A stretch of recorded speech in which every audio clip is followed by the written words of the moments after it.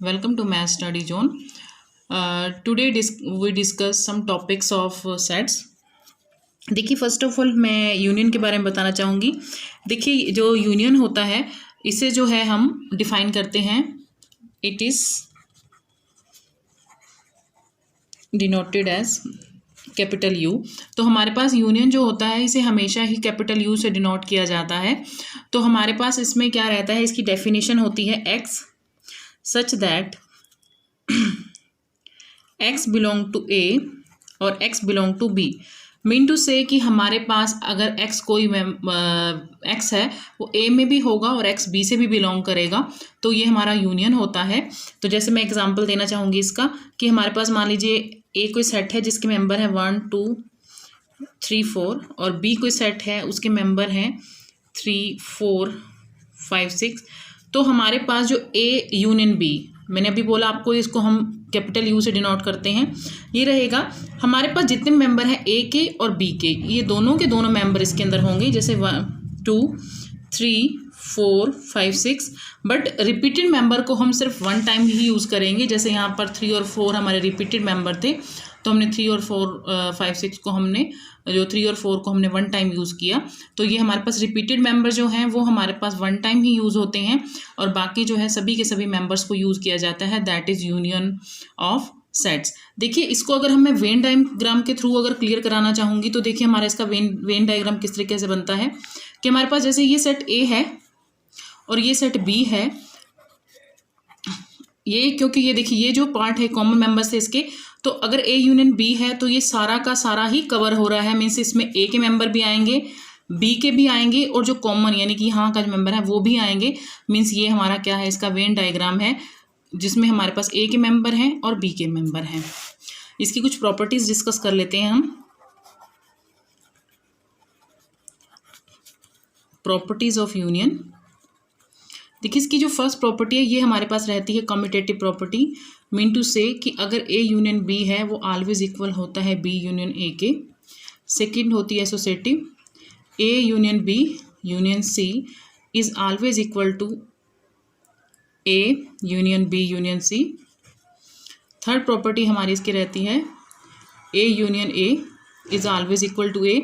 Means अगर हम ए की ए के साथ यूनियन लेंगे यानी कि अगर मान लो ए के जो सेम मेंबर है पूरे के पूरे ए को कवर कर देगा।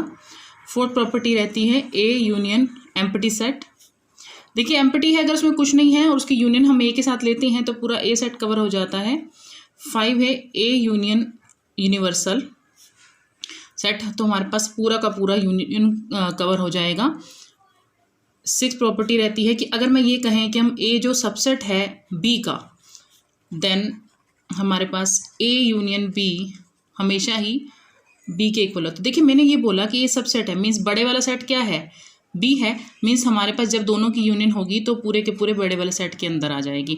तो ये हमारी कुछ यूनियन की प्रॉपर्टीज़ हैं जिसमें हम यानी आपको यही बताया कि यूनियन में क्या होता है, दोनों ही मेंबर्स जो होते हैं, दोनों मेंबर्स जो हैं अगर हम किसी की यूनियन लेते हैं तो दोनों सेट्स के जितने मेंबर हैं सबको, जितने भी एलिमेंट्स हैं सबको लिया जाता है। ये हमारा क्या होता है, यूनियन।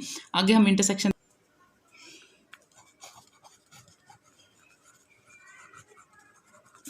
आगे हमारे पास इंटरसेक्शन ऑफ सेट्स। देखिए इंटरसेक्शन ऑफ सेट्स है,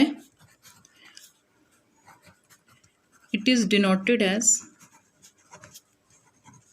इस तरीके से, यानी हम कह सकते हैं उल्टे यू की तरह इसको डिनोट किया जाता है।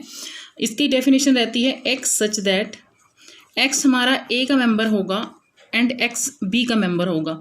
मीन्स हमारे पास यहाँ पर मान लीजिए इसमें क्या रहता है, कॉमन मेंबर आते हैं। मैं ये मान लेती हूँ अगर मेरे पास एक सेट ए है, इसके मेंबर है 1 2 3 और बी सेट है इसके हैं 3 2 5। तो हमारे पास ए इंटरसेक्शन बी क्या रहेगा, जो इसके कॉमन मेंबर हैं। देखिए 2 3 इसमें भी था, इसमें भी था, तो हमारे पास इंटरसेक्शन हो जाएगा 3 2। मीन्स ये हमारा क्या होता है, ए इंटरसेक्शन बी रहेगा। अगर मैं इसको वेन डायग्राम से बताना चाहूँगी तो हमारे पास ये ए सेट है, ये बी सेट है। तो देखिए मैंने बोला कि इसके अंदर कॉमन मेंबर आते हैं, तो कॉमन कौन से होंगे, जो दोनों के बीच में होंगे, यानी वो ए सेट का मेंबर भी होंगे और बी का भी होंगे। तो ये इसका वेन डायग्राम है। इससे हम क्लियर हो रहा है कि हमारे पास दोनों के जो कॉमन मेंबर हैं वो हमारे इंटरसेक्शन में आते हैं। तो इसकी भी कुछ प्रॉपर्टीज़ हैं।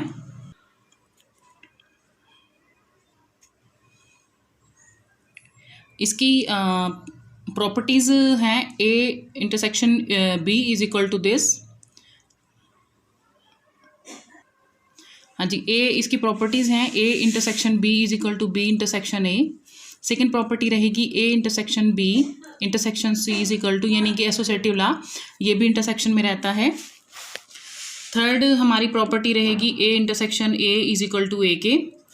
फोर्थ है A intersection empty is equal to empty set के। A इंटरसेक्शन यूनियन अगर आता है तो A में, और A इंटरसेक्शन B जो है वो A के इक्वल आएगा if A is subset of B। Means हमारे पास इस क्वेश्चन में जब भी हम कोई भी प्रॉपर्टी लगाते हैं इंटरसेक्शन में, तो हमारा जो आंसर आता है वो हमेशा छोटे सेट की तरफ आता है आंसर। जैसे हमारे पास यूनियन, अगर यूनिवर्सल सेट की बात की जाती है तो छोटा सेट A बनेगा। इसी तरह एम्प्टी की बात करते हैं तो एम्प्टी सेट छोटा आता है, तो इस चीज़ में ये रहता है। नेक्स्ट हम आगे देख, हाँ जी, थर्ड है हमारा कॉम्प्लीमेंट ऑफ सेट।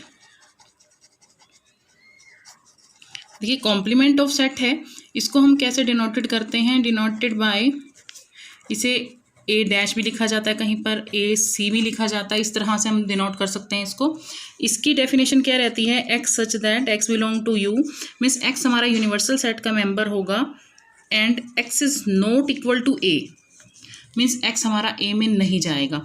एग्जाम्पल दे देती हूँ आपको मैं इसका। जैसे हमारे पास यहाँ मेंबर है 1 2 3 4 5 और A लेना है हमें, हमारे पास A की वैल्यू है 2 और 3, तो A कॉम्प्लीमेंट ये हमारा रहेगा। देखिए A कॉम्प्लीमेंट का मतलब है कि A के जो मेंबर हैं उनको मैं छोड़ दूंगी, बाकी क्या मेंबर बचे यूनिवर्सल में से 1 4 एंड 5, मीन्स हमारे पास वो मेंबर आते हैं यूनिवर्सल में जो A के नहीं होते हैं, वो हमारा यूनिवर्सल सेट हो जाता है। जो A के मेंबर नहीं हैं वो A कॉम्प्लीमेंट के मेंबर होते हैं। तो हमारे पास, जैसे मैं वेन डायग्राम के थ्रू आपको बताती हूँ, जैसे ये हमारा यूनिवर्सल सेट है और ये हमारा सेट A है। सेट A के जो मेंबर हैं उनको छोड़ के जितने भी मेंबर बचेंगे, यानी कि सेट A नहीं लेना हमने इसमें, उसको छोड़कर जितने भी मेंबर बचेंगे वो हमारे यूनिवर्सल सेट में आता है, यानी कॉम्प्लीमेंट में आ जाते हैं यूनिवर्सल सेट के। तो अगर ये 2 3 था, अगर यहाँ कुछ और होता तो उसको छोड़ के सभी मेंबर हमारे यूनिवर्सल के होते, वो कहाँ पर आ जाते, कॉम्प्लीमेंट में आ जाते।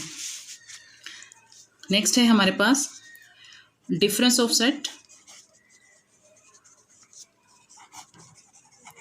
देखिए डिफरेंस ऑफ सेट में क्या रहता है, X सच दैट X जो है हमारा A में होगा बट X B में नहीं होगा। तो जैसे हमारे पास कोई सेट ले लेते हैं हम 1 2 3, B ले लिया 2 3 5, तो मुझे A माइनस B निकालना है। तो A माइनस B में क्या होगा हमारे पास, A माइनस B में हमारे पास रहेगा कि मुझे A के सभी मेंबर लिखने हैं बट उसमें B का कोई मेंबर नहीं होना चाहिए। तो आप ये देखो पहले B का मेंबर है कौन सा जो सेम है, 2, यानी मैं A के सभी मेंबर लिखूंगी लेकिन B वाले मेंबर नहीं लिखूंगी। तो B का मेंबर कौन सा है, इसमें 2 है, तो मतलब मैं उसको छोड़ दूंगी, तो मेरे पास A माइनस B क्या हो जाएगा, 1 और 3। तो इसको वेन डायग्राम के थ्रू कर लेते हैं। जैसे मेरे पास A है, ये B है, ये यूनिवर्सल सेट हो गया। A माइनस B का मतलब है A के सभी मेंबर लिखने हैं बट B के नहीं लिखने। मैंने A के सभी मेंबर लिख लिए, उनको भी छोड़ दिया जो A और B के कॉमन थे, और B को भी पूरे छोड़ दिया, तो ये हमारे पास क्या हो गया, A माइनस B हो गया। तो ये हमारे पास जस्ट इसकी डेफिनेशन है, उससे रिलेटेड कुछ